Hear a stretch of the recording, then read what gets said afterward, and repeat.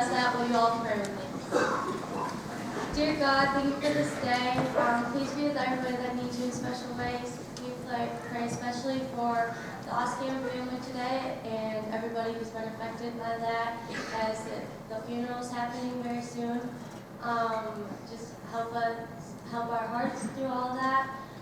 Be with Eric and please help him to speak the words that you have put on his heart and just keep us all safe. In Jesus' name, amen. So would you please help me welcome Eric Dykstra.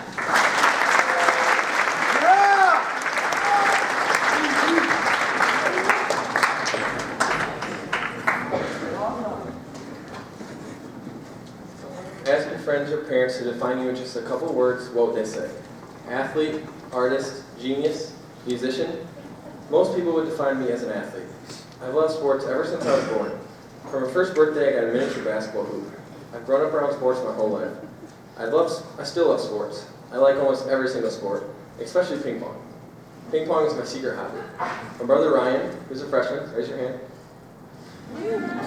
We play almost every single day, and we get into some intense games.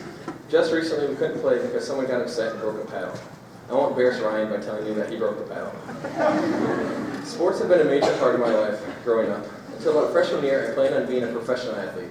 Whether it be basketball or football, I was going to play a sport for a living. When my freshman football team went 0-9, I realized the NFL most likely wasn't going to happen. My parents basically told me I wouldn't play in the NBA. So thank you, Mom and Dad, for killing my dreams. I'm kidding. I love my parents. My parents are both athletes who have given me my athletic genes. As a kid, they encouraged me to work hard in my sports, but they weren't those parents that forced me to play. They always said, if you don't want to play anymore, then you don't have to. Anyway, as a kid, I worked hard in my sports. I would dribble a basketball in my kitchen 24/7. And I know it annoyed my mom, but she never made me stop. My whole childhood was sports. All I ever wanted to do was play sports. Basketball was my favorite growing up, and that's what I did the most. One time in Sunday school, I got in trouble. Probably for some dumb reason. But because I got in trouble, the teacher didn't give me candy that she gives to the class at the end of each lesson. So when my dad came to pick me up afterwards, he noticed I didn't have candy, and he asked, "Where's your candy?" And to this day, I'm still not sure why I didn't tell him I just ate it. But I did. I told him that I got in trouble, and I didn't get it. My dad brought it up at lunch that day, and my parents agreed that I had to apologize to my teacher the next week. That terrified me. For those of you who don't know, I was extremely shy and was definitely afraid of talking to adults as a kid, especially an adult who was mad at me. I may or may not have cried and begged my parents not to make me apologize. My parents gave me a choice. I could either apologize to my teacher the next week or not touch a basketball for a whole day. They knew what I would choose, so I apologized the next Sunday. And that's just one example of how much sports meant to me. Throughout high school, sports were a priority in my life. I spent a lot of time in the gym working on basketball. It paid off because I started on the JV basketball team as a freshman. Sophomore year began and I was playing JV football, and to me that wasn't good enough. I began spending all my time working on football. I began putting in more hours watching film and working on football. Then I got pulled up and I was the backup quarterback to someone some of you may have heard of. I think his name is John Wassink or something. I was content with sports, but not for long, because basketball season was right around the corner. Once again, I started the season on JV. It was a blast. I loved playing with those teammates, and I created friendships I still have today, but it wasn't good enough. I began spending most of my nights in the gym shooting and dribbling, and toward the end of the season I got pulled up again to play varsity basketball. I felt I had lived up to my title as an athlete so far, and I continued to hold the athlete label junior year when I started at quarterback on the football team, and I started for the basketball team. People from other schools didn't know me as Eric Dykstra, but they knew me as the quarterback of the football team or the kid on the basketball team. South Christian parents who I didn't know would come up to me, shake my hand, and ask me questions about sports and my life. My grandparents loved telling their friends that their grandson was the quarterback for the South Christian football team. Elementary and middle school kids from feeder schools would light up when they saw me. They'd smile and wave or ask for a high five. They'd tell me how great I was and ask questions like, "Do you think you'll play at Michigan?"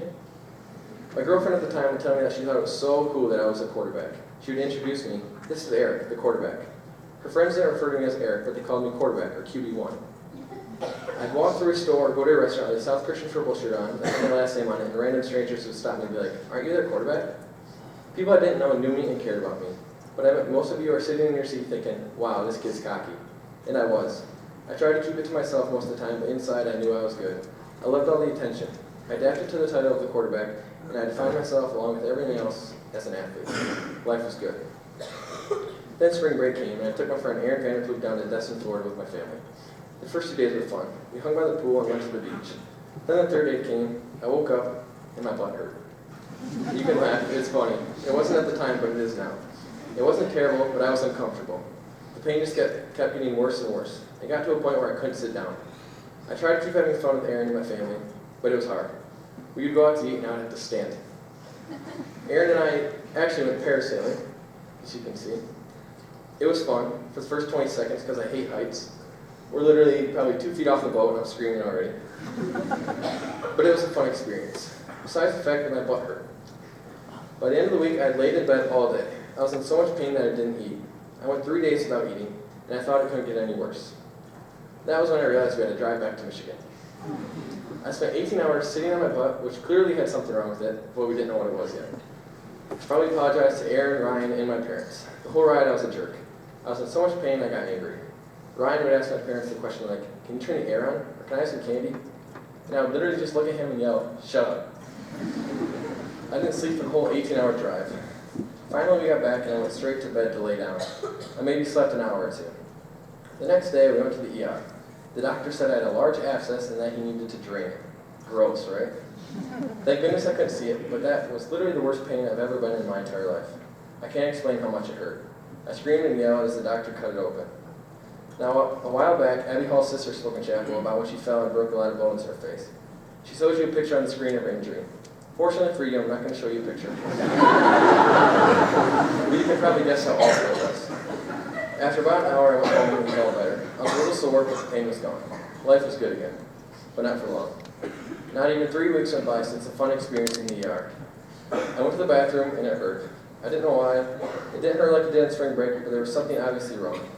We went to the doctor and he sent us to a butt specialist. There's a correct term for them, but I always thought it was fun to refer to them as a butt specialist. Not only was it weird to have someone look at my butt in depth, but what made it worse, it was a woman. The lady butt specialist told me I had anal fistula. I had no idea what that was at the time, but it sounded weird. I needed surgery, she said. I'm sitting there thinking, of course, what's more fun than having surgery in my butt before summer? Anyway, I had surgery, and once again the pain was gone. I missed a ton of school because I couldn't sit down for 7 hours a day. I missed about a week and a half, except by first hour PE, and I couldn't run or jump or do anything physical, so I skipped that every day. When I got my report card back, I had 26 absences in PE. When you miss a straight week of school, people start asking questions, and it's kind of hard to hide the fact that I had surgery. So I decided to embrace it. I wasn't embarrassed. If I was embarrassed, I won't be giving you this speech. Anyway, people started finding out, and they all thought it was funny, and I guess part of me did too, but it concerned some people. My football coaches wanted to make sure I could lift and be ready for the season, because like I said before, I was Eric Dykstra, the quarterback. I told them I would be ready, and I would get in the weight room as soon as I was 100% healed. I waited and waited for the wound to heal up, but it never did. I went back to the doctor to figure out why it wasn't healing. The doctor wanted to do a colonoscopy to check for Crohn's disease. For those of you who don't know, colonoscopies are when they use a camera to look inside your intestines. They're typically for old people. And I was the only one in the waiting room under the age of 50. Anyway, I had the colonoscopy and it turned out that I had Crohn's disease. Crohn's is a rare chronic disease that affects the immune system. My immune system thinks there's always something wrong in my intestines, so it's constantly trying to fight something that isn't there. Because of the fighting my immune system is doing, my intestines are being damaged, which causes all kinds of stomach issues. It all made sense now, because the doctor explained that Crohn's is what caused all my problems before, but now I had to begin treatment for Crohn's. I spent an hour and a half sitting in a doctor's office listening to a specialist tell me what treatments we can do and what side effects come with the treatments. The doctor mentioned cancer several times and that freaked me out, and it still does. But since then I've learned to trust God. The ride home from the hospital wasn't fun. All my fears kept running through my head and I began to question God. I talked to my parents and met with my youth pastor and they just kept telling me God's got a plan. And I knew they were right, but I just wish I knew what God's plan was. That summer I wasn't able to lift with the football team. I wasn't able to do much that was physical because the wound from my surgery was healing extremely slow. And I felt sick a lot. I began treatment around the 4th of July and that began making me feel better. I didn't get sick as much and I had a lot more energy. The wound was 100% healed the week before football practice began. I was physically behind everyone on the team, but I was eager to get started. Practices went well. I missed some parts of practice because I got sick, but overall I felt great. The first game came around and I was pumped. Turns out that I didn't prepare myself well enough. Those of you who went to the game know what I'm talking about. I threw 2 red zone interceptions in the first half. I'd like to think that if I had time in the summer to prepare, I would have played better, but I'm not sure if that's true or not. Either way, at halftime the coaches talked to me, and I got benched. When they told me they were switching quarterbacks, I was devastated. For the second half, I ignored the fact that I wasn't the quarterback anymore. I basically became one of the cheerleaders, just I didn't wear a skirt and I couldn't kick my leg above my head. We ended up playing a great game and won. I was happy about the win, but when we got back to school, I got dressed, looked at my phone, and I had texted my girlfriend, my parents, and my grandparents. I froze. I came to the realization that I wasn't Eric Dykstra, the quarterback anymore. I wasn't their star athlete grandson or her quarterback boyfriend. What or who exactly was I? I responded to them and pretended I was fine, but honestly I wasn't. Football was my life. I put so much time into it and now it was gone.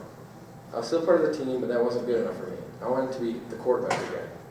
I was relieved when my grandparents texted me back that they just love watching me play no matter what. Then my girlfriend told me that it's just a sport and there's more to life than football. My parents reminded me that I was much more than just a football player and that they still loved me. I now understood that I was more to them than just Eric Dykstra, the quarterback. I was just Eric Dykstra. Ironically, the Sunday after our game, I made profession of faith. I decided to profess my faith earlier in the summer, and in my story, I talked about my Crohn's diagnosis. I knew I loved Jesus, and I wanted to profess my faith, but it wasn't until I stood on that stage that Sunday morning that I realized that the majority of the people in my church didn't know me as Eric Dykstra, the quarterback. They knew me as Eric Dykstra, the child of God. And that hit me pretty hard. On that stage, I realized who I was. I was a child of God. And I began understanding God's reasoning for diagnosing me with Crohn's. I needed to find myself in God, and Crohn's was the beginning of it. All these events in my life gradually led me to the point where I came to a realization that sports didn't define me. My love for Jesus did. As I was writing my senior reflection, I was trying to decide what message I wanted to give to you guys. I had two different ones, and I couldn't decide which one was best. Then I figured, why not share both? Maybe there are kids who are dealing with one or the other, or possibly even both. First, in John 13:7, Jesus was talking to Simon Peter as he was washing Peter's feet. It says, he replied, "You do not realize what I am doing now, but later you will understand." This verse is so true for all of us at least some point in our lives. Maybe you're going through a difficult time right now, or maybe you recently went through one. If you haven't had a tough time in your life, then congratulations, but eventually you will have a time when you don't understand what God is doing. Just trust God. God's got a plan for all of us, and each one of them is different. Like the verse just said, we don't know what he's doing now, but we will, and when we find out, it's going to be good. It may not be the plan that we want, but what Peter eventually learned was that God calls all of his followers to be his servants. Washing dirty feet isn't as glamorous as starting quarterback, but in different ways, God is teaching me that life isn't about me, it's about serving him. My second point is, they don't want the world to find you. Romans 12:2 tells us, do not conform to the pattern of this world, but be transformed by the renewing of your mind. Then you'll be able to test and approve what God's will is, his good, pleasing, and perfect will. When I read that verse, I realized how much it's applied to my life. My whole life I was told by people, including myself, that I was Eric Dykstra, the quarterback. And I adapted to that. I told myself that's who I was. I became selfish about who I was. When I realized I was Eric Dykstra, a child of God, I began living my life for God and enjoyed life a lot more. If any of you are struggling in finding who you truly are, remember that you are more than an athlete, an artist, a math genius, or a musician.